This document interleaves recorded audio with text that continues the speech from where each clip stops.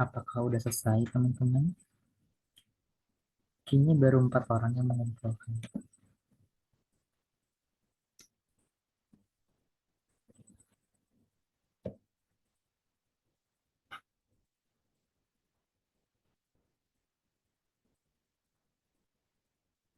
Udah, oke. Kayaknya Adelia ngumpulin paling awal ya. Orang pertama yang mengumpul.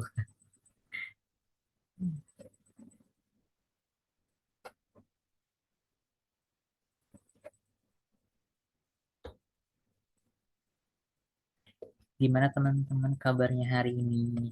Apakah baik-baik aja? Atau ada yang lagi sakit?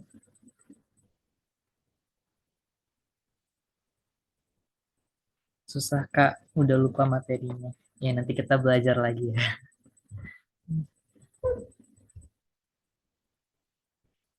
Ada yang belum mengumpulkan tugas sebelumnya kah di Google Classroom?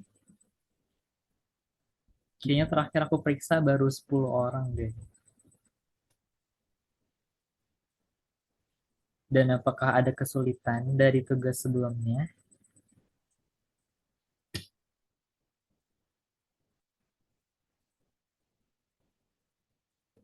Kalau misalkan ada kendala, bisa ini ya, kasih kabar. Nggak ada kak. Oke.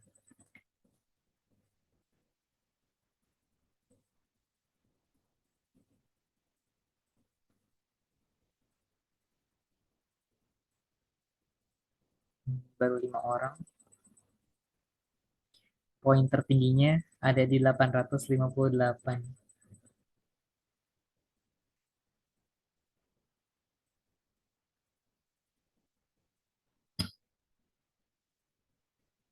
Dari anak-anak yang mau ngambil kampusnya UI. Ayo, semangat.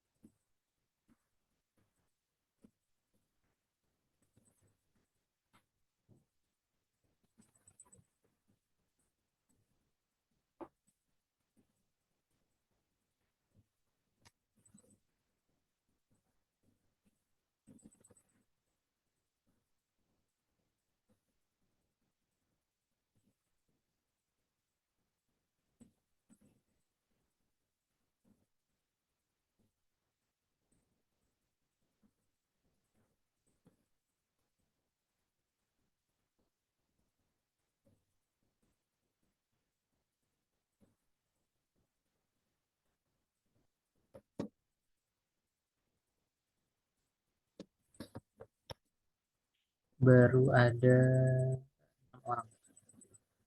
Paling besar skornya adalah 990 dari yang pilih kampusnya Unpad.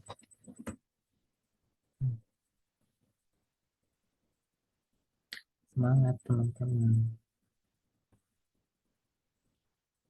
Semoga teman-teman gak searching dulu ya di Google atau di ChatGPT. Kerjain gak apa-apa sendiri.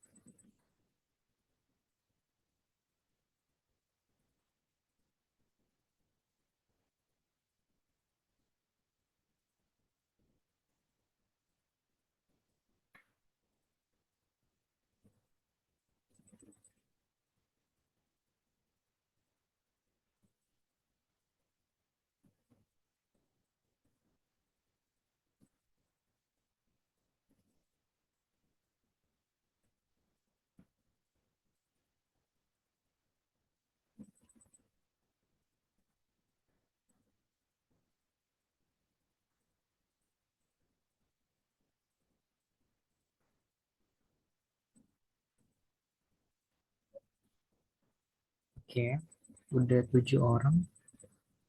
Masih ada yang mengisi kah?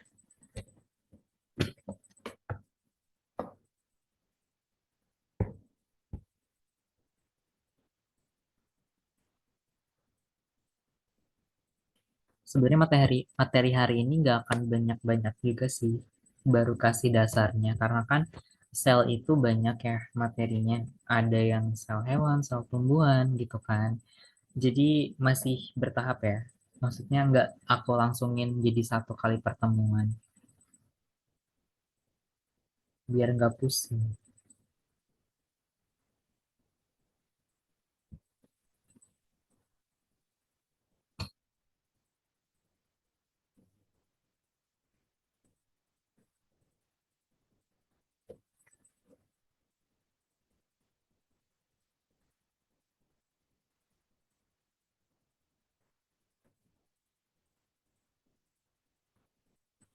Sembilan belas empat puluh aku mulai ya teman-teman. Yang masih mau mengumpulkan diperbolehkan.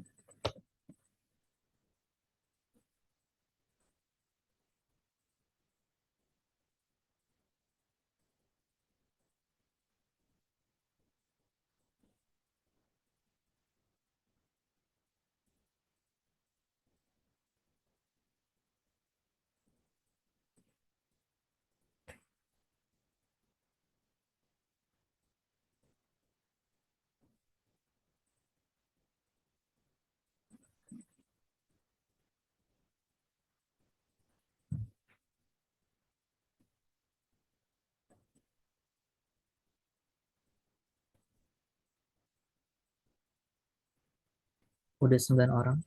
Ada juga yang skornya 990, sama aja nggak sih? Sama-sama Unpad juga. Beda prodi sih. Ayo yang mau pilih UI dan UGM jangan kalah ya. Yang mau pilih IPB juga jangan kalah. Semangat. 3 menit lagi.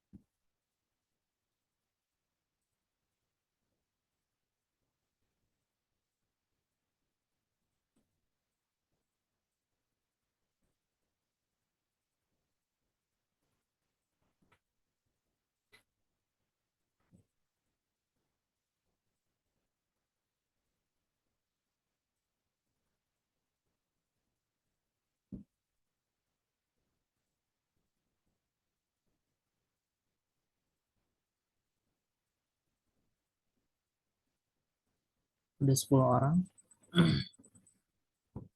2 menit lagi.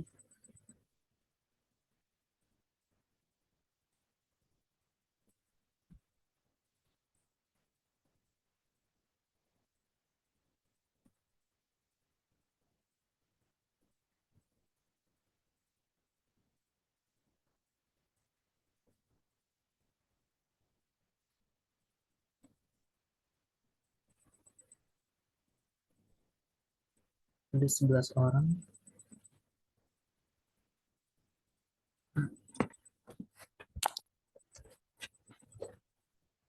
1 menit lagi.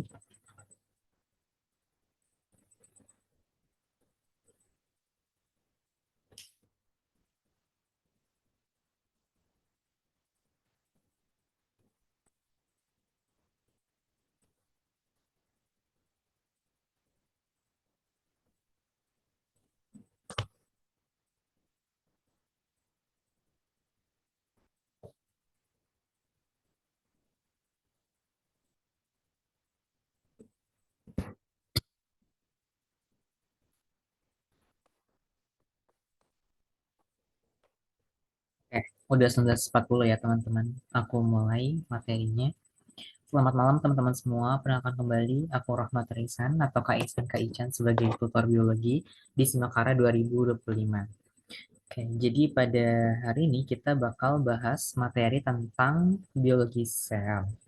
Yang tadi aku udah mention, pasti biologi sel itu kan banyak ya, nggak cuma dari sel itu apa, struktur selnya apa, pasti nanti ada jenis-jenisnya juga kayak ada sel tumbuhan, sel hewan, eukariot, prokariot gitu kan. Terus belum nanti ada pembahasan tentang metabolisme sel itu sendiri. Nanti yang kayak ada berhubungan dengan ATP, glikolisis, mitokondria, dan lain sebagainya. Jadi di sini masih basic atau masih dasar. Tadi kita udah melaksanakan mini quiz, dan nanti aku bakal jelasin ada definisi dan analogi sel, sejarah perkembangan sel, struktur sel, ciri-ciri sel. Nanti ada sesi tanya jawab kalau ada yang mau ditanyakan dari hal-hal yang sebelumnya udah dibahas. Terus nanti ada seperti biasa 1 menit menjelaskan. Terus ada buah tangan hari ini. Oke, kita mulai ke pembahasan yang pertama ini udah ya ceritanya. Kalau misalkan tadi yang belum, boleh dikerjain nanti setelahnya atau mungkin sambil berjalan juga boleh. Tapi kalau bisa sih pas lagi materi teman-teman bisa mencatat ya. Oke, jangan lupa disiapin catatannya, makanannya, cemilannya. Oke, mungkin dari teman-teman tuh pernah nggak sih terlintas kayak gimana sih caranya suatu komponen itu seperti sel bisa menyusun suatu organisme seperti kita? Kayak gimana ya, kok bisa sih dari sel gitu kan? Kayak tiba-tiba jadi berkembang, terus kayak dari apa sih? Jadi organisme ada jaringan gitu kan dan lain sebagainya gitu. Jadi sel itu apa? Seperti yang udah aku bahas di pertemuan sebelumnya, sel itu adalah unit struktural fungsional terkecil yang menyusun suatu organisme. Oke, terus jadi dalam tubuh kita atau kayak dalam hewan misalkan kayak ada kucing, anjing, bakteri, jamur, tumbuhan, semua itu tersusun dari berbagai sel. Jadi kayak mau tumbuhan, mau hewan tuh sama-sama semuanya tersusun dari sel gitu kan. Yang mana ya iya betul ada apa namanya? Ada struktur yang lebih kecil dari sel, yaitu makromolekul dan juga organel. Di sini ada urutannya, ada makromolekul, terus nanti dia jadi organel, jadi sel, dan akhirnya jadi jaringan, organ, sistem organ, dan organisme. Kemarin kan kita udah bahas apa sih yang ada percobaan-percobaan gitu kan, yang kayak dia menghasilkan senyawa organik sederhana gitu kan, penyusun, eh apa sih penyusun, ya makhluk hidup lah ya, penyusun apa sih organel atau ya nggak sih organel makhluk hidup yang sebelumnya. Nah kan dia kayak dari makromolekul itu kan, akhirnya dia ngebuat jadi organel, terus akan jadi sel, jadi jaringan organ, sistem organ, dan organisme gitu. Terus kenapa sih kalau misalkan unit dasar kehidupan ada yang lebih kecil daripada sel, ya makromolekul atau organel, kenapa yang jadi unit dasar kehidupan itu bukan mereka? Kenapa malah jadi sel? Ada yang tahu jawabannya, teman-teman?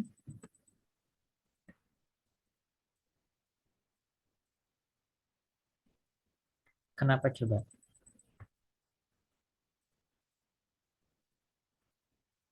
Pernah terbayang nggak?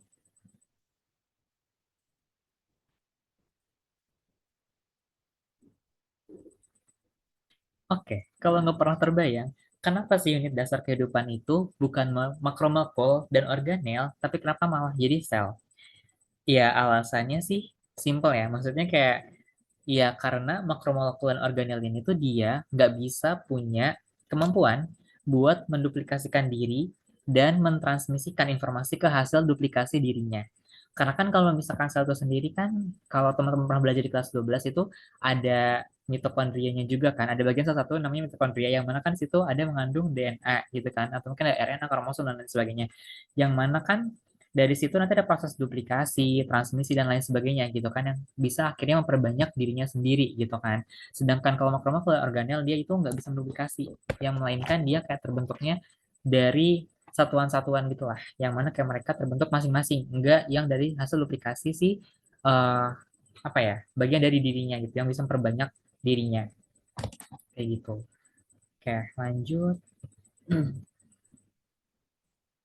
Nah, ini ada bentuk-bentuk sel, kayak ada stem cell, terus ada sel tulang, sel bone cell, ada sel darah, blood cell, ada muscle cell, sel otot, terus ada sel mak, skin cell, nerve cell, iya ini sel saraf, ada sel endotel, terus ada apa yang di bawah? Ya, pokoknya itulah ya. Ada sel kanker dan lain sebagainya. Ini adalah jenis-jenis sel. Dia berarti dari sebelumnya itu dari makromolekul dan organel yang mana akhirnya ngebuat si mereka ini gitu. Yang mana dari mereka ini nanti bisa menduplikasi diri mereka gitu kan. Jadi akhirnya membentuk suatu jaringan lebih banyak atau disebut dengan jaringan. Ya, jaringan sih ini. Oke. Nah, analogi sel. Kalau misalkan teman-teman bingung, gimana sih sel itu ibaratkan nih, kayak misalkan ini ada gambar-gambar, ada gambar, ada bentuk-bentuk lah ya. Ada mobil, ada pesawat gitu kan, terus mungkin ada rumah gitu ya. Ingat aja kalian tuh apa ya, pernah main Lego kan? Nah, si Lego itu dia itu dikatakan sebagai sel atau kayak ya penyusun, ceritakan sel itu yang paling kecil kan. Nah, jadi si Lego-Lego ini adalah sebagai sel yang mana dia jadi unit struktural fungsional terkecil yang akhirnya bisa ngebentuk jadi suatu jaringan atau organ kayak misalkan di sini ada nanti jadi bentuk mobil, pesawat, rumah, dan lain sebagainya. Kayak gitu. Oke, lanjut ke sejarah perkembangan sel. Nah, kalau misalkan teman-teman belum pernah mendengar sejarah perkembangan sel di sekolah, ya aku juga sebenarnya nggak pernah dapet sih materi tentang sejarah sel. Tapi ini nice to know aja ya, kayak teman-teman mungkin kalau mau tahu boleh. Jadi sel ini tuh dia pertama kali ditemukan sama fisikawan Inggris yang bernama Robert Hooke pada tahun 1665 gitu kan. Yang mana penemuan sel ini tuh tentu saja nggak mungkin terjadi tanpa kemajuan teknologi bernama mikroskop gitu kan. Karena kalau misalkan kita mau lihat sel nggak mungkin dengan mata terbuka, mata telanjang, pasti harus dengan mikroskop. Nah, karena merasa tertarik untuk memperdalam mikroskop, si Robert Hooke ini dia mengembangkan desain mikroskop majemuk pada 1665, yang mana ia tuh mengembangkan mikroskop tersebut dengan meletakkan 3 lensa dan lampu untuk menerangi dan memperbesar spesimen. Jadi kalau misalkan teman-teman pernah dengar mikroskop cahaya, nah itu adalah salah satu jenis dari mikroskop majemuk yang didesain atau dikembangkan sama si Robert Hooke pada tahun 1665. Nah, dengan pengembangan itulah akhirnya si Hooke ini tuh dia ngelihat sesuatu yang menunjukkan di bawah mikroskop. Dia itu meletakkan sepotong gabus di bawah mikroskop. Jadi kayak ada mikroskop terus meletakkan gabus di bawah mikroskop itu, yang mana setelah diamati ternyata struktur gabus itu tuh tampak seperti pori-pori kecil yang selanjutnya ia sebut sel. Yang mana kalau misalkan dia itu teringat sama si sel-sel yang ada di biara. Kalau misalkan teman-teman pernah ngeliat gabus terus pernah nyongkelin bulat-bulat kecil-kecil itu, nah itulah dia dikatakan sebagai sel. Jadi kayak bulat-bulatan kecil yang mungkin teman-teman pernah congkel-congkel itu, nah itu dikatakan sebagai sel. Gitu. Jadi si Robert Hooke ini ngelihat gabus di bawah mikroskop gitu kan. Dan akhirnya penemuan barunya itu dicatat di dalam bukunya yang berjudul Micrographia gitu. Ini dari si Robert Hooke ya. Dia melakukan eksperimen dari si gabus menggunakan mikroskop. Nah, ini dia orangnya, dan ini mikroskopnya seperti ini. Oke, berikutnya, nggak lama setelah penemuan struktur gabus nih, sama si Hooke tadi, ada ilmuwan lainnya yang bernama Anthony van Leeuwenhoek, yang kemarin kita pernah bahas di teori sebelumnya. Dia juga ikut-ikutan nih, gitu kan. Dia ikutan mendeteksi organisme kecil di bawah mikroskop, gitu kan. Apa sih yang dia temukan di bawah mikroskop?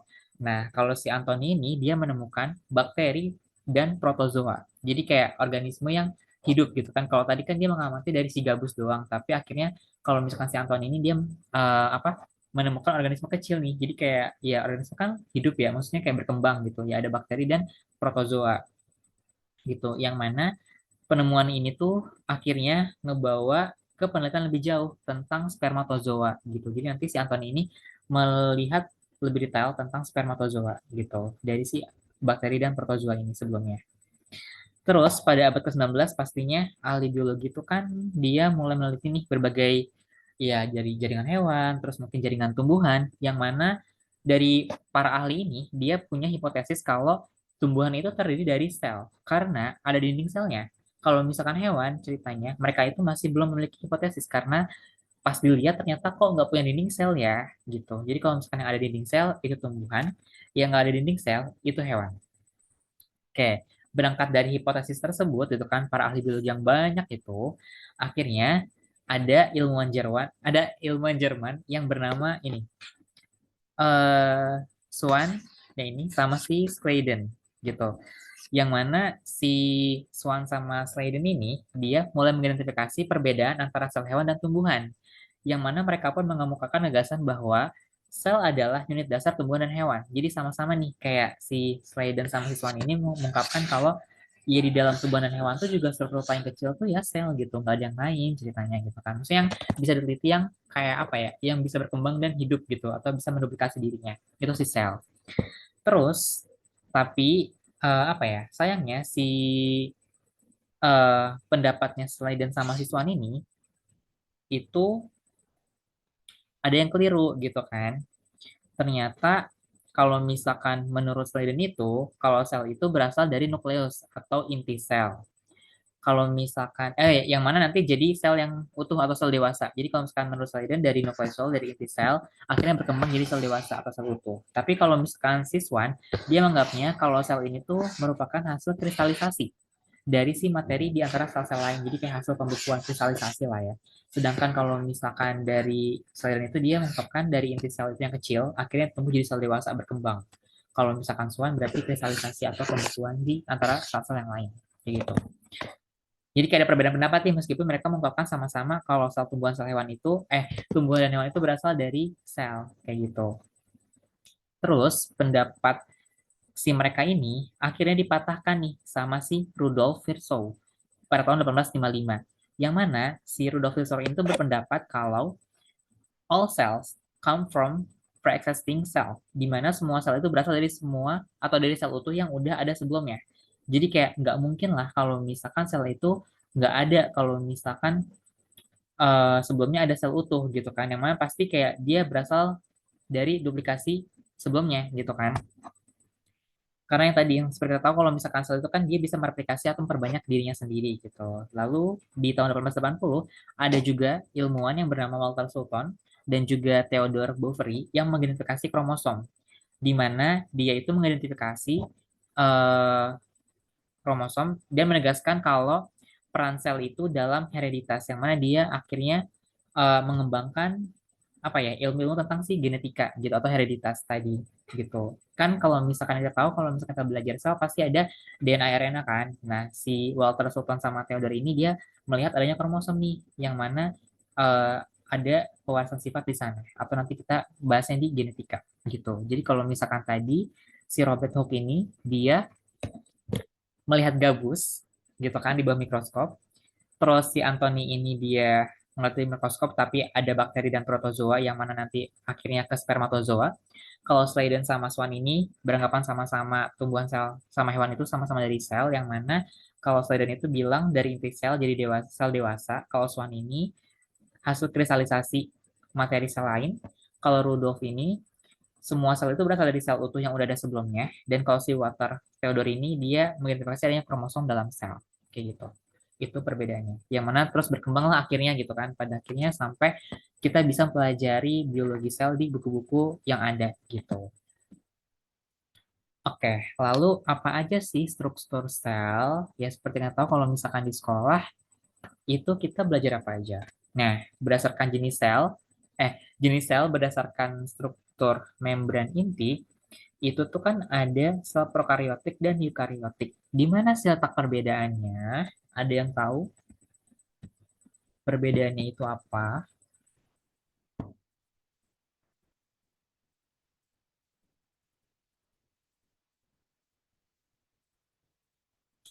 Ada yang tahu nggak bedanya sel prokariotik sama sel eukariotik?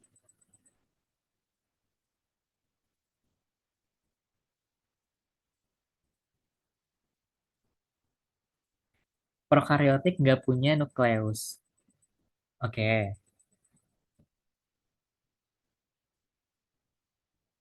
ada lagi. Berarti kalau misalkan eukariot, dia punya nukleus ya. Oke, kita lihat ya. Ya, jadi kalau misalkan sel eukariotik, dia itu dibungkus sama membran inti. Sedangkan kalau si sel prokaryotik itu dia nggak dibungkus membran inti. Nah, kalau misalkan ingatnya, kalau misalkan apa namanya, eukariotik itu dia bentuknya kayak gini nih. Kalau misalkan di gambar-gambar ya, dia itu bulat kayak gini. Kalau prokaryotik itu yang panjang, lonjong. Terus nukleusnya itu ini nih, yang di tengah-tengah ini ya, membran inti. Kalau misalkan ini nggak ada, tuh nggak ada kan nukleus atau apapun tulisannya di sini. Oke, berarti ya betul tadi jawabannya. Kalau misalkan prokaryote berarti dia nggak punya nukleus atau membran inti, sedangkan eukariot itu punya membran inti. Oke, lanjut. Nah, yang pertama, struktur sel itu ada namanya nukleus. Nah, berarti nukleus itu apa sih yang tadi berarti kan berhubungan sama membran inti tadi kan? Komponen yang berfungsi dalam mengatur aktivitas sel. Di sini terdapat kromosom dan DNA yang menyimpan informasi genetik. Jadi utamanya, bukan utamanya sih, kayak titik pusatnya itu ada di sini, membran inti, yang mana di situ kayak ada kromosom, ada DNA yang menyimpan informasi genetik, gitu kan. Nah, terus berikutnya di ribosom, yang mana si ribosom ini dia berfungsi sebagai pembaca informasi yang dikirim dari DNA untuk membuat protein. Atau bisa kita sebut juga DNA ini sebagai tempat sintesis protein, yang mana nanti berhubungan sama si sitosol atau sitoplasma gitu. Terus yang berikutnya ada retikulum endoplasma. Di sini kan berarti ada dua ya, ada retikulum endoplasma kasar sama halus. Kalau misalkan yang kasar itu dia berfungsi sebagai sintesis protein karena di dalamnya ada ribosom. Kalau misalkan selain ribosom ada glikolipid sama membentuk membran sel. Tapi kalau misalkan di RE halus dia fungsinya cuma sintesis lipid atau dia ngebuat lemak doang gitu. Yang mana bentar. Nah, berikutnya ada si badan Golgi atau kompleks Golgi ya nama lainnya. Yang mana si organel ini dia dikaitkan sama fungsi ekskresi sel. Yang kayak misalkan dia itu ada modifikasi protein, lipid, dan karbohidrat menjadi produk lain yang hasilnya akhirnya dikemas dalam bentuk vesikel. Vesikel itu kayak gelembung. Jadi dari tadi kan dari nukleus yang mana dia punya kromosom DNA gitu kan. Akhirnya di sini dari ribosom, dia tempat pembuatan protein. Akhirnya nanti pembuatan protein ini dilanjutin ke retikulum endoplasma, akhirnya nanti ke badan Golgi dimodifikasi proteinnya, lipidnya, dan akhirnya jadi produk lain yang akhirnya dikemas di dalam vesikel atau gelembung gitu kan. Jadi kayak dari mereka ini tuh saling apa ya, saling bekerja sama gitu dalam satu sel ini kayak nggak kerja masing-masing, tapi saling berkesinambungan. Terus berikutnya ada lisosom. Lisosom ini tuh ditemukan pada banyak sel hewan, yang mana organel ini berfungsi untuk merombak substansi makromolekul dan organel sel yang rusak. Jadi kayak mungkin kalau ada sel yang rusak bisa diperbaiki gitu kan, atau diubah atau apapun telah dari substansi makromolekul sama organel-organel yang rusak. Atau bisa juga dia memecah si apa ya, sel yang udah mati, atau mungkin bisa juga membuat si sel ini jadi rusak gitu. Jadi kayak selain dia merombak, bisa juga dia merusak atau memecah organel apa sih makromolekul yang ada di sel itu sendiri. Terus kalau misalkan sitosol atau sitoplasma, dia itu bagian cair yang ada pada sel. Dia fungsinya sama kayak tadi si ribosom, tempat sintesis protein. Jadi kalau misalkan ribosom itu ibaratkan kayak baksonya, nah si sitoplasma ini cairannya tuh kuahnya gitu, di luarnya, di luar si ribosom. Terus ada membran plasma nih. Membran plasma itu apa sih? Dia tuh sebagai selaput tipis yang menyelubungi sebuah sel. Kalau misalkan nggak ada membran plasma, maka isi sel itu bisa tumpah keluar. Jadi kayak tadi nih, kan ada bakso, ada kuah. Berarti membran plasma ini dia sebagai mangkoknya nih, biar nggak tumpah gitu. Kalau misalkan nggak ada mangkoknya kan pasti si bakso sama si kuahnya juga pasti tumpah kan gitu. Ya, kayak gitu. Oh ya, berarti kan kalau misalkan gitu bisa dianalogikan juga dalam bakso itu kan ada isiannya, misalkan ada cincang, telur gitu kan. Itu bisa tuh dikatakan sebagai nukleus ya atau intinya di dalamnya gitu. Oke, terus ada vakuola. Dia berfungsi sebagai pencernaan, penyimpanan zat, pembuangan sampah, dan keseimbangan air. Jadi kalau misalkan kalian menemukan vakuola, ini vakuola itu ada di tumbuhan deh, kalau nggak salah. Jadi dia itu sebagai pencernaan. Pokoknya kalau ada sistem pencernaannya sel itu apa sih vakuola? Jawabannya, pembuangan sampah, penyimpanan zat, pencernaan, keseimbangan air. Terus ada namanya mitokondria. Hmm, mitokondria ini berperan dalam respirasi seluler. Berarti kalau misalkan respirasi seluler, kira-kira dia termasuknya masuk ke apa sih? Metabolisme aerob atau anaerob? Kalau mitokondria. Ada yang masih ingat?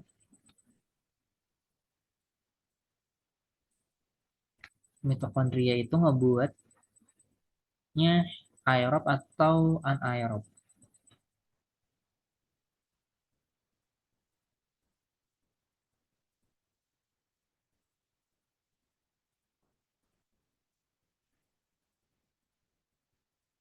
Tidak ada yang jawab kah? Oke, nanti bisa cari tahu ya. Oke, berikutnya ada kloroplas. Jadi kloroplas ini dia berfungsi untuk fotosintesis. Kalau di layar teman-teman, ini bagian bawahnya kloroplas kelihatan nggak? Atau kepotong ya? Di aku sih kepotong. Takutnya nggak kelihatan.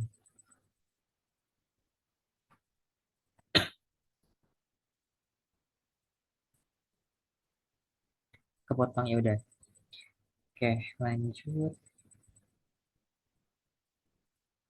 Nah, ini ada bagian-bagian struktur sel. Jadi di sini yang gambar pertama ini menunjukkan lebih utamanya ke inti sel nih. Ini yang nukleusnya yang bulat, yang ungu, yang di tengah-tengah yang kayak bagian mata yang hitam-hitam tuh, yang ya itulah itu nukleus atau inti, membran inti.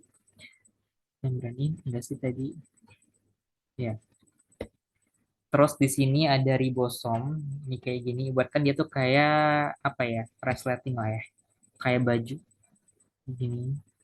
Ada mRNA dan lain sebagainya. Di sini ada asam amino gitu-gitu kan. Terus di sini ada retikulum endoplasma yang biru-biru. Ini ada yang halus di bagian atas atau luar ini. Kalau yang area kasar itu di bagian tengah-tengah atau yang berlipat-lipatnya gitu. Yang mana di dalam area kasar ini ada ribosom.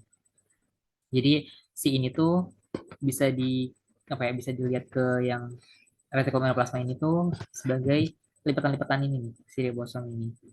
Terus membran itu tuh yang di sini, yang di dalamnya, yang tadi yang di sini, yang ungu-ungu. Terus ini yang namanya vesicula, yang kayak gelembung ini di luarnya gitu. Terus di sini ada badan Golgi. Jadi ini sama aja sih kayak mirip serangkaian retikulum endoplasma ini nanti di dalamnya juga ada badan Golgi. Serangkaian ini tuh disebut badan Golgi. Terus di sini ada struktur lisosom kayak gini. Sebenarnya kalau misalkan di gambar animasi ya kurang ini ya, kayak kurang apa ya, kurang terlihat. Tapi kalaupun di mikroskop, kalau misalkan kita nggak ngeliat sendiri juga sebenarnya bingung sih. Harus ngeliat secara langsung. Kalau misalkan ngeliat di gambar pun kadang kayak bingung. Ini maksudnya apa ya? Gitu. Terus sitoplasma di sini ini cairan-cairan ini sitoplasma namanya.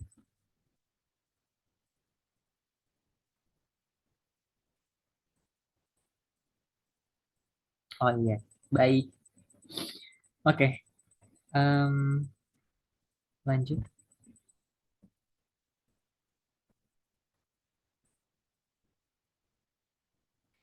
Oke, ya ini adalah berarti tadi setelah apa?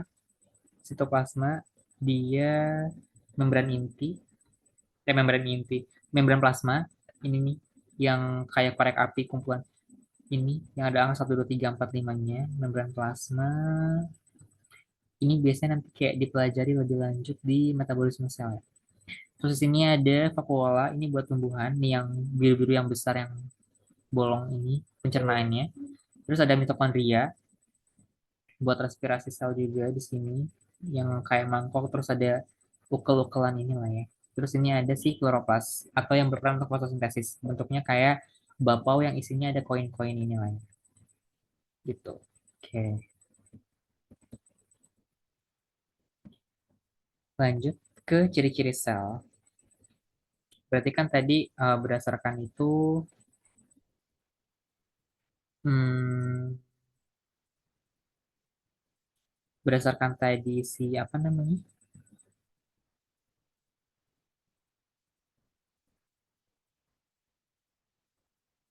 Keberadaan membran inti itu kan tadi ada sel prokariot sama sel eukariot. Nah, ciri-cirinya dari sel prokariot ini tadi, iya betul, tidak memiliki membran inti sel atau nukleus. Terus dinding selnya itu terbuat dari peptidoglikan atau komponen dinding sel bakteri yang sifatnya kaku untuk menjaga integritas dan bentuknya dari sel. Dan bentuk dari selnya. Ini yang ungu-ungu ini nih, yang panjang ini dia terbuat dari peptidoglikan. Pokoknya kayak dia bentuknya kayaknya keras kaku gitu ya. Itu namanya peptidoglikan. Tapi kalau misalkan yang ini eukariot dia punya membran inti, ada nukleusnya tuh di tengah-tengah yang tadi. Terus dinding selnya terbuat dari selulosa. Dia lebih ini, apa namanya? Lebih nggak kaku gitu kayak ya dibersifatnya kayak apa ya? Nggak lunak juga sih sebenarnya. Tapi kayak apa ya? Hmm, Kalau aku nyebutnya dia tuh kayak fleksibel gitu lah. Maksudnya kayak bisa mengikuti si bentuk sininya. Kalau misalkan agak gaping ya gaping, tapi nggak sampai pecah juga sih gitu. Kalau misalkan itu bener-bener kaku, bentuknya selalu kayak gini gitu. Nggak bisa berubah kayak misalkan dia tiba-tiba jadi gaping atau apa gitu. Yang si mana? Prokaryot ya. Gitu bedanya. Tadi kalau eukariot itu punya membran inti ya. Bentuknya bulat. Eukariot bulat punya inti. Berarti kalau kebalikannya prokaryot ya kebalikannya lah ya. Terus dia dari selulosa dinding selnya, bukan dari peptidoglikan. Jangan sampai ketukar. Oh, ternyata udah nih sampai sini materinya. Dari sampai sini dari teman-teman ada yang mau ditanyakan atau masih bingung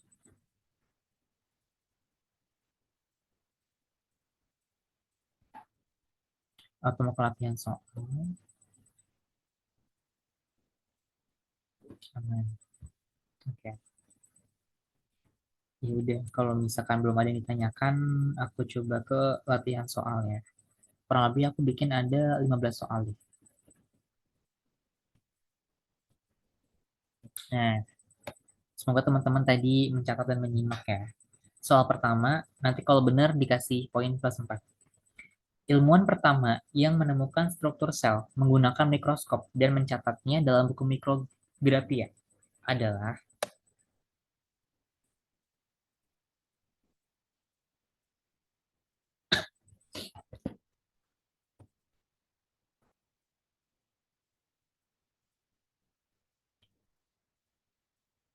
kenapa C?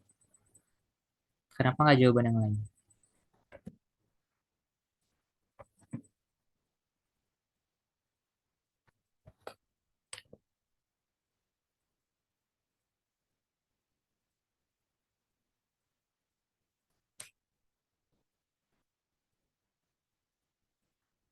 Nggak ada jawaban lain?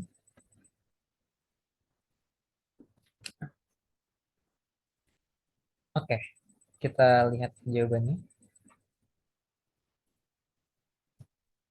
Iya betul. Jawabannya Robert Hooke. Jadi Robert Hooke ini dia menemukan struktur sel pertama kali dari pengamatan potongan gabus menggunakan mikroskop majemuk dan mencatat penemuannya dalam buku Micrographia. Oke, betul ya. Lanjut soal nomor 2. Kontribusi utama dari Anthony van Leeuwenhoek terhadap ilmu pengetahuan sel adalah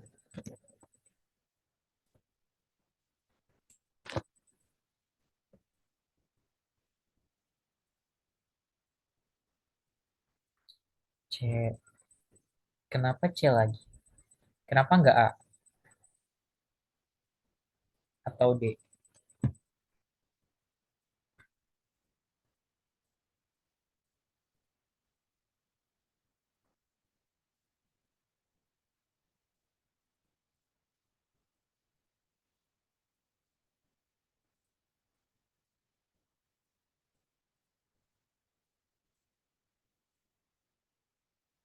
A itu C yang sebelumnya.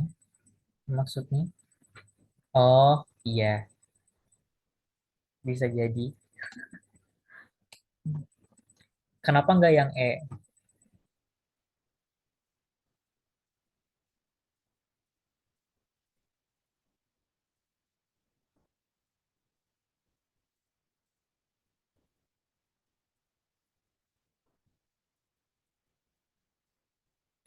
Oke, nggak ada yang mau jawab lagi.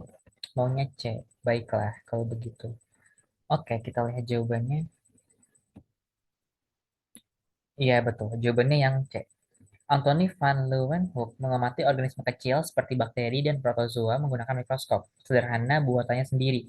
Jadi meskipun dia pakai mikroskop, tapi dia nggak ngeliat punyanya si siapa Robert Hooke gitu kan. Kalau Robert Hooke itu dia bikin mikroskop majemuk kan. Kalau ini beneran dia bikin sendiri ceritanya, tapi dia nggak menemukan sel gabus.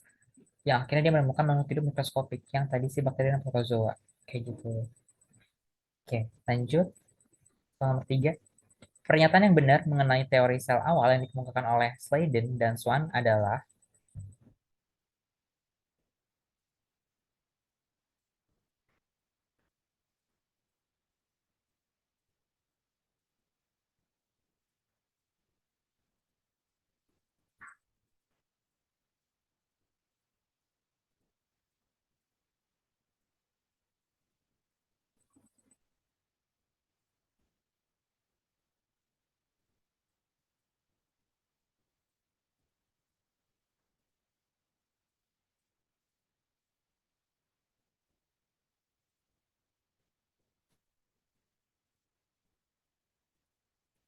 Ada yang jawab C, ada yang jawab B.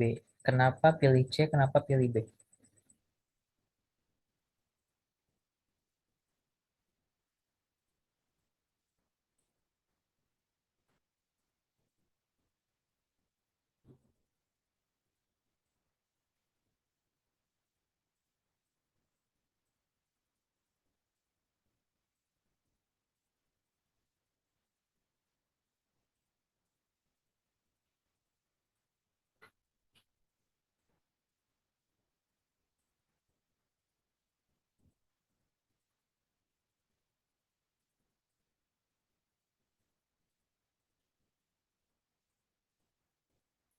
Teman-teman kalau misalkan mau berpendapatnya secara on mic juga nggak apa-apa ya, nggak ada yang melarang. Daripada nanti kalau misalkan diketik lama, kenapa gitu? Kenapa pilih B, kenapa pilih C?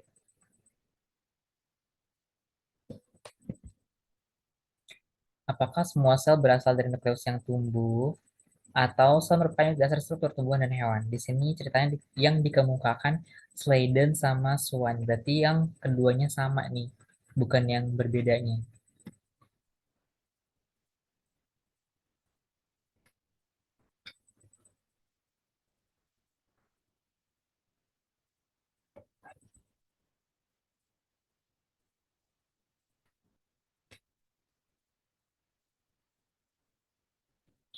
Ya sudah, jika tidak ada yang jawab, kita lanjut ke pembahasannya.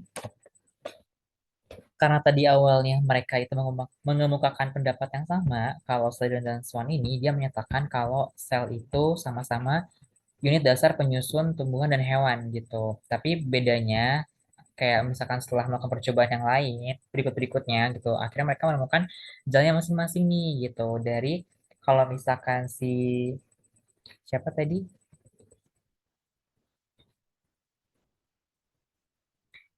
Sladen itu ngomongin kalau eh, sel itu dari si nukleus atau inti sel yang akhirnya tumbuh jadi sel dewasa. Tapi kalau misalkan siswa dia bilangnya kalau aku lihat kandungan nanti jawabannya.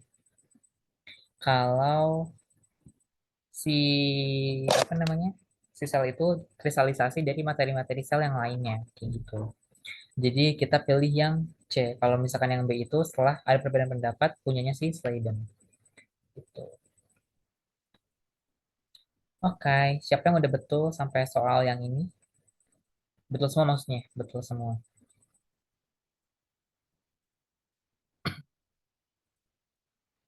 Adakah atau ada yang salah satu, salah dua, salah tiga, salah semua? Oke, sambil lanjut ke soal yang lainnya. Ilmuwan yang menyempurnakan teori sel dengan menyatakan bahwa semua sel berasal dari sel sebelumnya adalah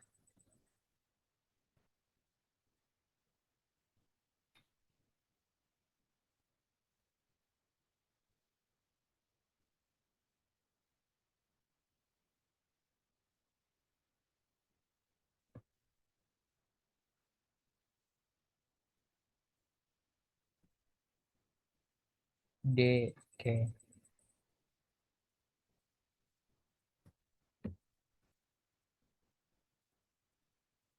C.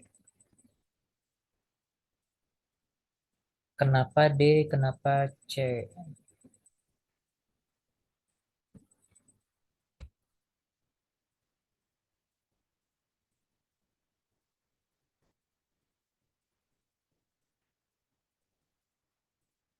D. Tadi tuh ada siapa sih ilmuwan yang bilang kalau all cell bla bla bla bla bla. Nah, mungkin itu siapa tuh?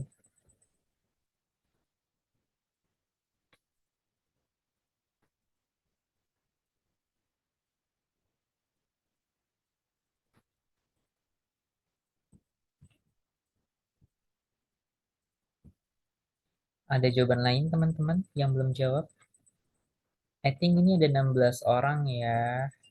Siapa yang tidak muncul?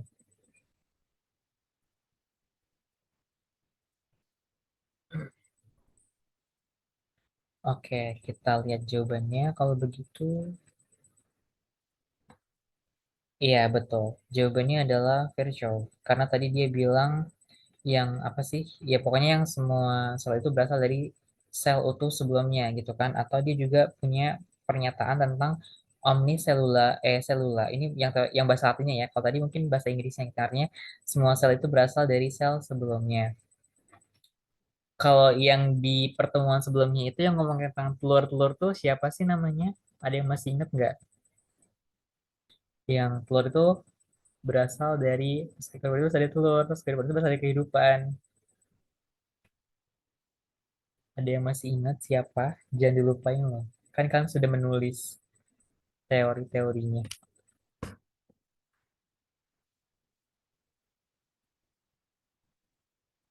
Louis, oke.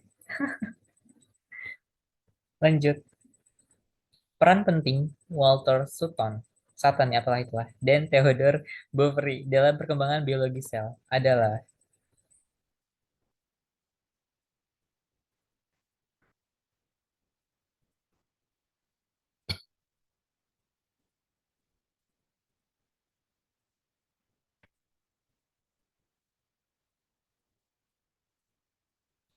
B.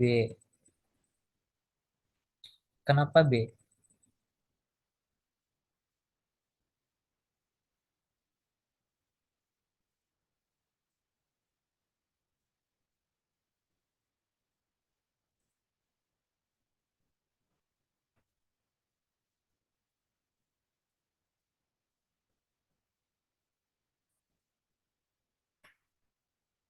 Ada alasannya kah? Kenapa B?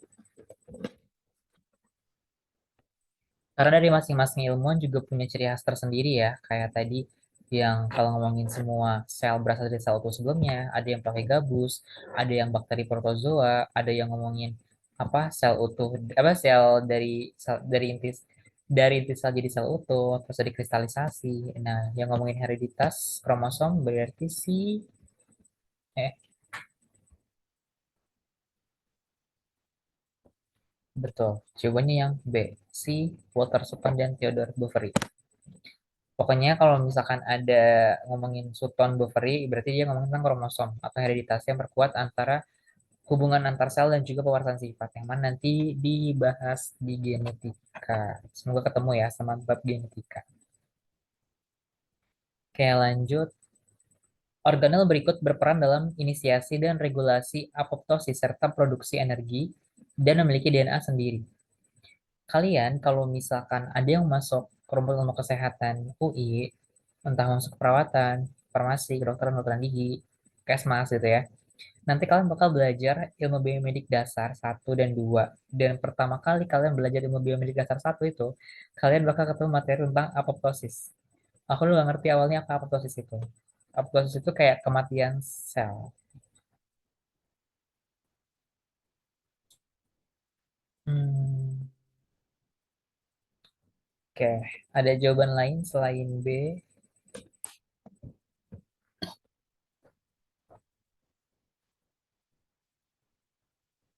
Kalau misalkan ada produksi energi DNA, berarti kita ngelihatnya kemana sih?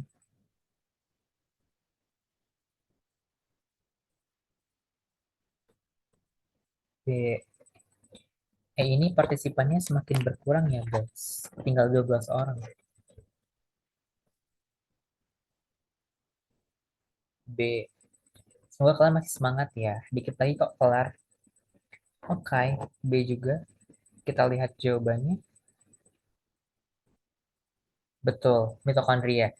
Karena mitokondria ini tadi selain menghasilkan ATP melalui respirasi, dia juga bisa menginisiasi atau ya memprogram si apoptosis ini, program kematian sel, dan juga dia mengandung DNA sirkular gitu. Jadi kalau misalkan ada clue produksi energi, oh apoptosis berarti dia otomatis mitokondria gitu.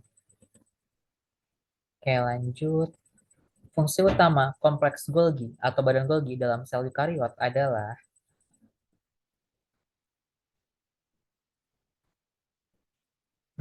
kalau bingung berarti anggap aja nggak ada sel eukariot deh gitu. Misalkan badan Golginya aja nih, fungsinya tuh dia sebagai apa sih? Tuh, C. Kenapa Daniel jawab C?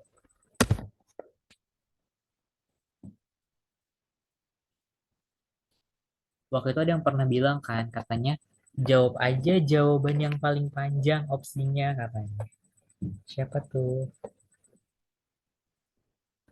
Apakah iya terbukti?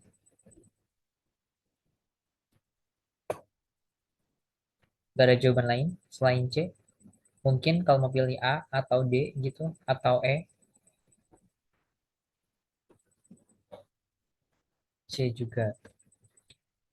Oke, kita lihat jawabannya. Ya, betul. Jawabannya yang C, modifikasi, penyortiran, dan pengemasan protein untuk eksositosis. Yang mana kompleks Golgi ini dia berfungsi untuk memodifikasi dan memaketkan protein ini dari si retikulum endoplasma kasar untuk sekresi atau penggunaan dalam sel. Jadi kayak dia apa ya? Clue-nya adalah modifikasi, modifikasi apapun, sel gitu-gitu kan. Ya protein maksudnya atau hal lainnya yang tadi udah disebutin kayaknya ada selain protein deh, ya nggak sih? Atau cuma protein ya? Kalau nggak salah. Berarti itu fungsinya sih Golgi gitu. Akhirnya dia dipakai untuk sekresi penggunaan dalam si proteinnya. Oke, betul. Lanjut. Jika suatu sel memiliki retikulum endoplasma halus yang sangat berkembang, kemungkinan kemungkinan besar sel tersebut fungsi utama dalam anggap aja kalau misalkan punya RE halus berarti fungsi RE halus itu apa sih gitu. Nggak usah ngeliat soal yang sangat berkembang wah maksudnya gimana sih. Yang intinya aja RE halus fungsinya untuk apa gitu.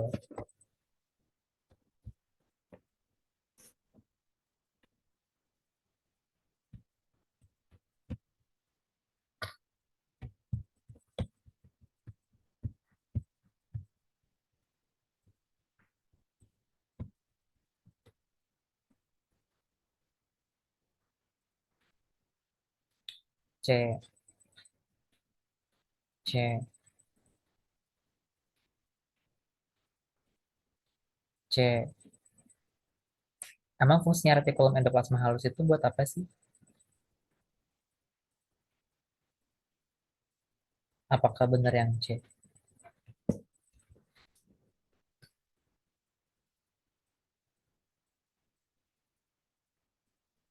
Gak ada jawaban lain selain C?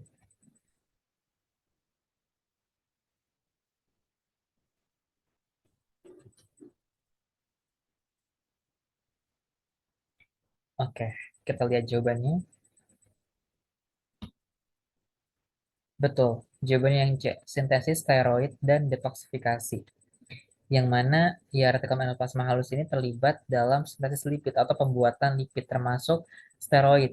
Terus akhirnya dia juga berhubungan sama detoksifikasi zat kimia terutama di sel hati. Jadi detoksifikasi ini kan kayak ngituin racunnya. Zat kimia yang terutama ada di sel hati gitu sebagai detox.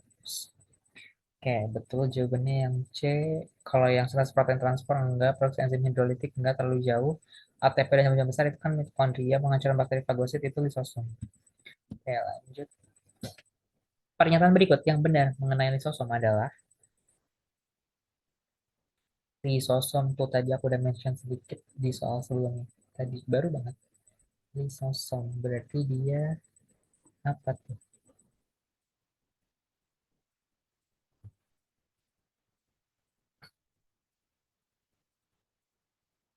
Apakah cuma ditemukan di tumbuhan? Apakah dia mengandung enzim yang aktif pada pH basa atau autolisis atau fagi, mensintesis protein atau tempat utamanya sintesis ATP? C.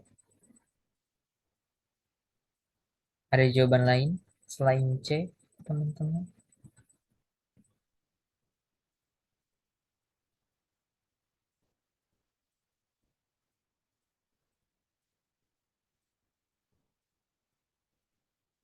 D.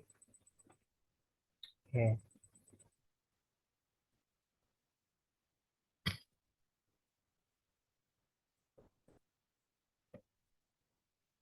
oke, kita lihat jawabannya.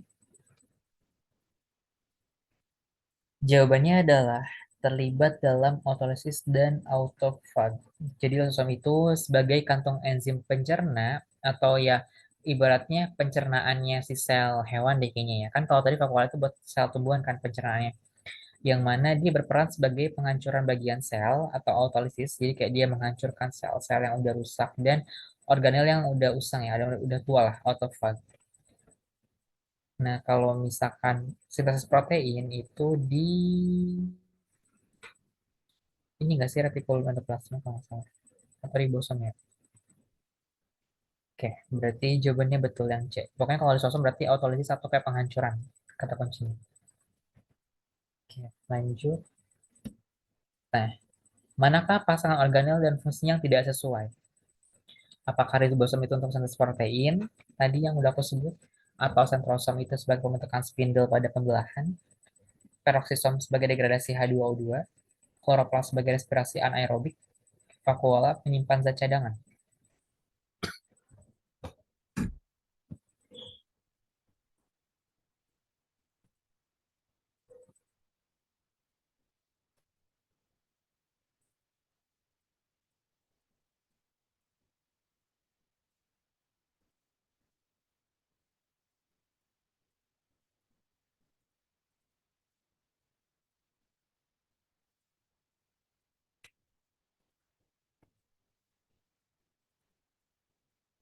D, A, ayo, ada beda pendapat.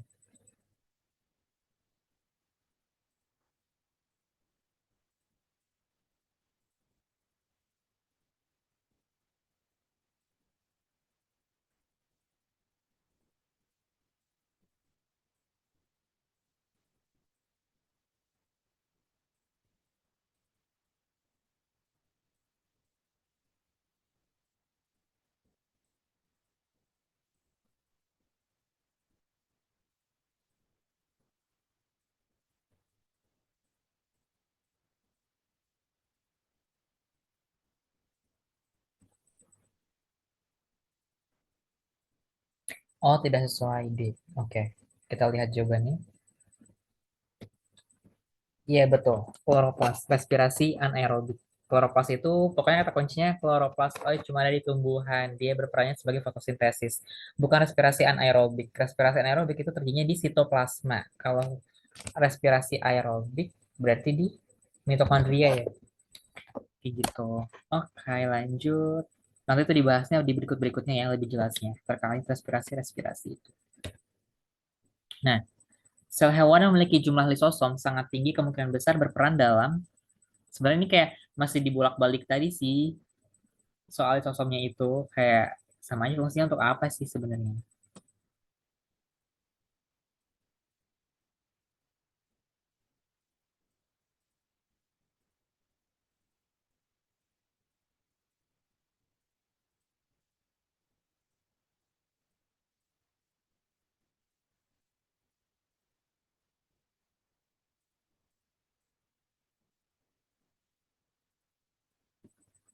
D. Oke. Ada jawaban lain? Mungkin ada yang mau pilih transmisi impuls atau produksi protein hormon, penyerapan air, penyerapan nutrien? D. Oke. Harusnya udah jelas ya. Tergambar kalau lisosom itu berarti fungsinya buat si fagositosis atau merusak atau menghancurkan. Ya, jawabannya yang D. Untuk mencerna bakteri dan partikel asing, kayak makrofag. Lanjut, apabila protein yang disintesis tidak dapat mencapai tujuan akhirnya dalam sel, kemungkinan besar terjadi gangguan pada. Nah, kalau misalkan akhirnya protein yang dibuat itu nggak sesuai dalam sel, kemungkinan dia gangguan pada apa sih? Siapa sih yang membuat protein? Bukan ceritanya. A, oke. Ada jawaban lain selain A?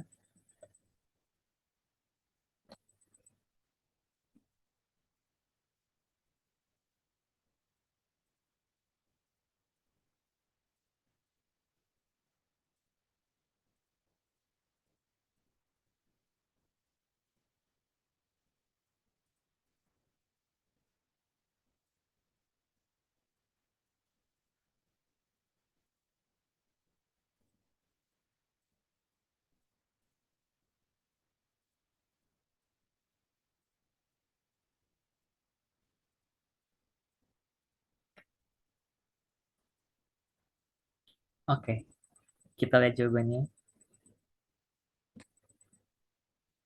Oh, ternyata dia itu ada masalahnya di kompleks Golgi, bukan di si ribosom.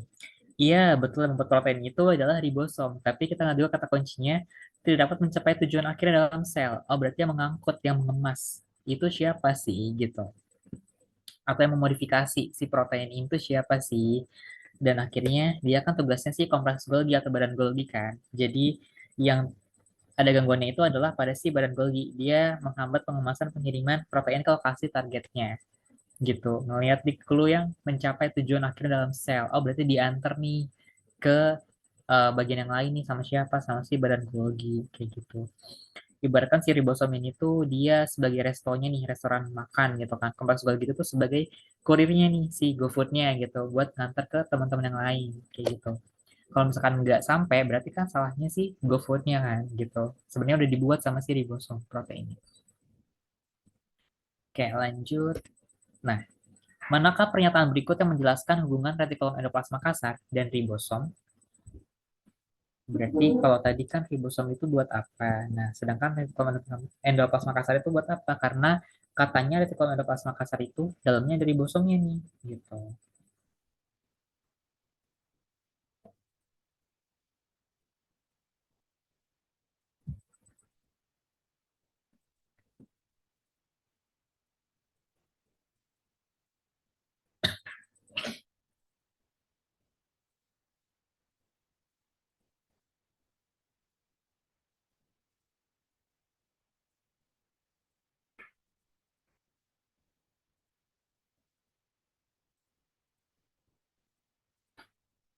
C. Oke,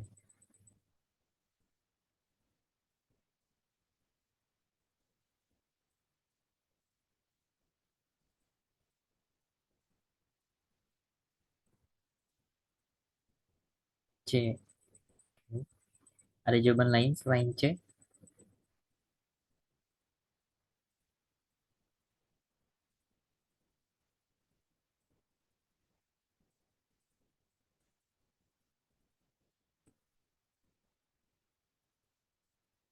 Oke, kita lihat jawabannya. Iya, jawabannya betul yang C. Ribosom pada rekomendasi Makassar ini dia menghasilkan protein yang bakal dimodifikasi lebih lanjut dan diekspor atau masuk ke dalam membran. Jadi nanti setelah dari ribosom itu kan di bagian luar itu dari tukang endoplasma kasar yang mana nanti dia ke si barang Golgi tadi kan buat diantar ke yang lainnya. Jadi kayak mereka saling berhubungan antara ribosom, RE kasar dan badan Golgi. Gitu. Oke, lanjut. Sel saraf memiliki banyak vesikel dan mitokondria di terminal akson. Hal ini berkaitan dengan berarti kan cerita sel saraf ini punya banyak gelembung tadi kan dan mitokondria di terminal akson di bagian sel sarafnya gitu kan. Terus berarti berkaitan sama apa sih kalau misalkan dia punya mitokondria?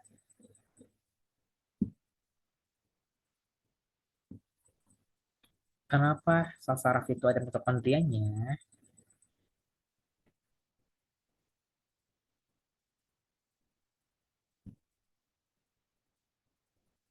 Kenapa? B. Oke. Kalau misalkan kalian nggak tahu ya tadi bisa bermain logika itu sih. Kan mitokondria itu fungsinya buat apa? Terus nanti kita nyambungin kenapa ya ada mitokondria? Oh pasti nggak jauh-jauh nih dari kata kunci ini gitu. Ada mau jawab yang lain mungkin selain B? Hmm, yang 12 orang, 11 orang, satu orang kan udah jawab ya.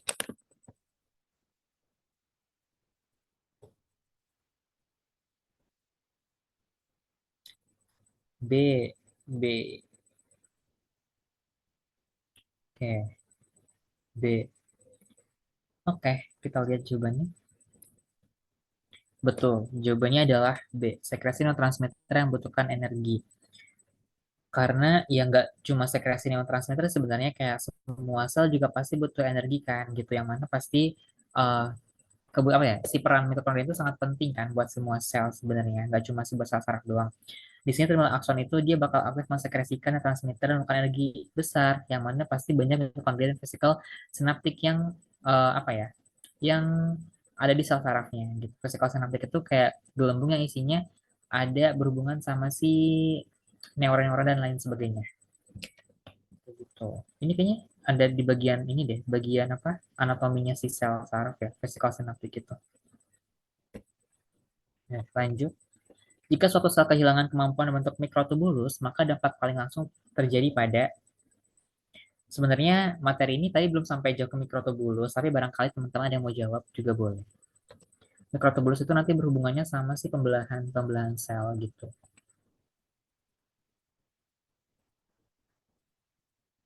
C, oke.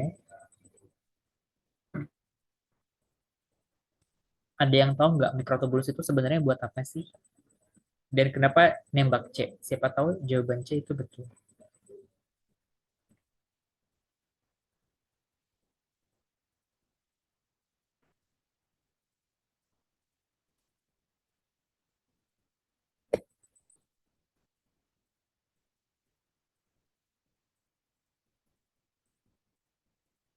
Oke, pada jawab C ya. Kita lihat jawabannya. Jawabannya adalah pembelahan sel dan pergerakan organel. Iya betul, karena mikrotubulus ini ceritanya dia tuh sangat penting nih buat pembentukan spindel pembelahan dan transportasi intraseluler organel. Nanti bakal dibahas di mungkin fase-fase pembelahan sel ya, ada mikrotubulus dan lain sebagainya. Di sini aku kayak masukin satu soal doang, siapa tahu teman-teman bisa jawab dan ternyata iya bisa jawab. Jawabannya betul C secara umumnya. Oke, dari 15 soal sebelumnya dan materi-materi yang tadi udah aku sampaikan, ada yang mau ditanyakan teman-teman?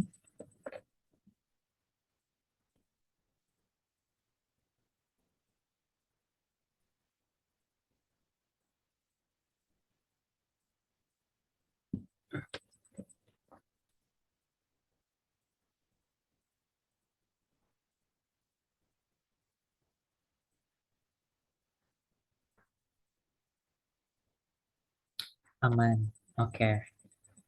Oke, kalau aman berarti kita beralih ke sesi berikutnya. Ada 1 menit menjelaskan. Boleh Adelia berkenan untuk 1 menit menjelaskan? Yang kemarin udah tuh siapa ya? Kemarin itu namanya ini bukan sih dari S kalau nggak salah ya. Tapi nggak ada punya orang. Adelia apakah bisa on mic?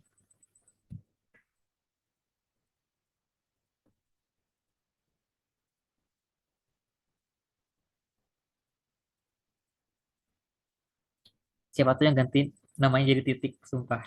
Yang nggak boleh gitu tahu.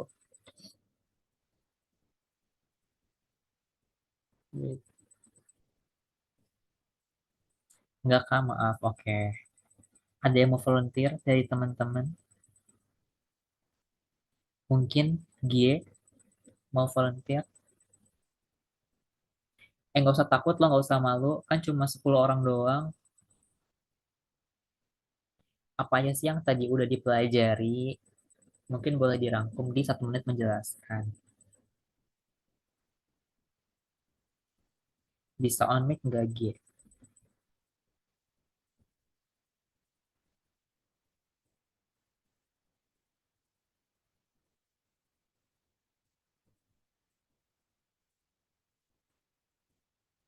Atau Naye?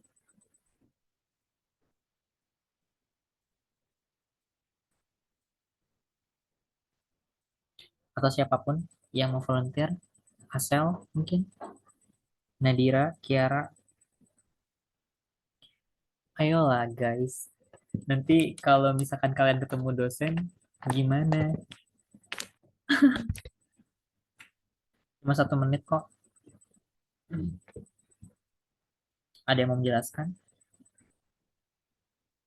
Sebelum ke ngebahas penjelasan tugas yang baru.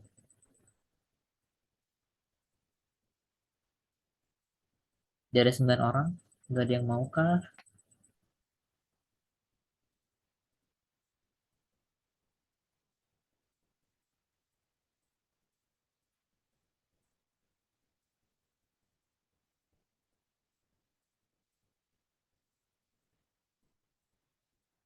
Beneran nih, nggak ada yang mau.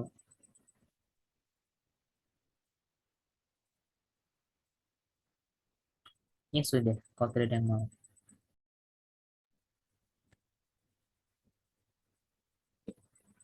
Oke, untuk penjelasan tugasnya buat tangan hari ini, seperti hal yang lalu, kita bakal ada review materi, yaitu membuat catatan singkat kreatif maksimal 1 halaman. Boleh diketik atau ditulis tangan kayak kemarin. Materinya apa sih? Teman-teman bisa memilih salah satu dari jenis sel yang tadi aku udah jelasin, eukariot atau prokariot, atau teman-teman bisa milih satu struktur sel yang udah dipelajari bebas. Mau pilih, misalkan kalian mau pilih mitokondria aja nih, kayak untuk jelaskan mitokondria itu apa sih, fungsinya untuk apa dan sebagainya. Atau teman-teman kayak mau bahas tentang sel eukariot itu apa atau prokariot itu apa. Salah satu aja nggak apa-apa. Yang paling menarik, terus nanti bisa menceritakan dari ilmu pengetahuan yang sudah didapat sebelumnya. Tujuannya supaya teman-teman nanti bisa lebih paham dan ingat setidaknya ada satu jenis sel atau satu struktur sel yang teman-teman udah pelajari. Jadi kayak bukan dihafal, siapa tahu dengan teman-teman nulis atau mengetik bisa membaca dan lebih memahami apa yang ditulis gitu. Deadline-nya adalah 25 Mei 2025, hari Minggu, jam 23.59 dikumpulkan di Google Classroom. Oke, sampai sini dari penjelasan tugas, ada yang mau ditanyakan? Kira-kira tugas yang kemarin memberatkan atau enggak? Kalau misalkan memberatkan, mungkin nanti aku bakal ubah modifikasi pembelajar.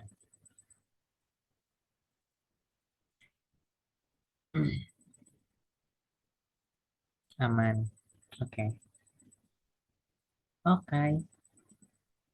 Ya sudah. Kalau begitu berarti aku cukupkan sekian teman-teman. Kalau ada nggak mau tanyain lagi, semoga apa yang aku berikan bisa bermanfaat buat teman-teman dalam mengerjakan nanti soal utul, SMUP, SMEP, OI, apapun itulah yang berhubungan.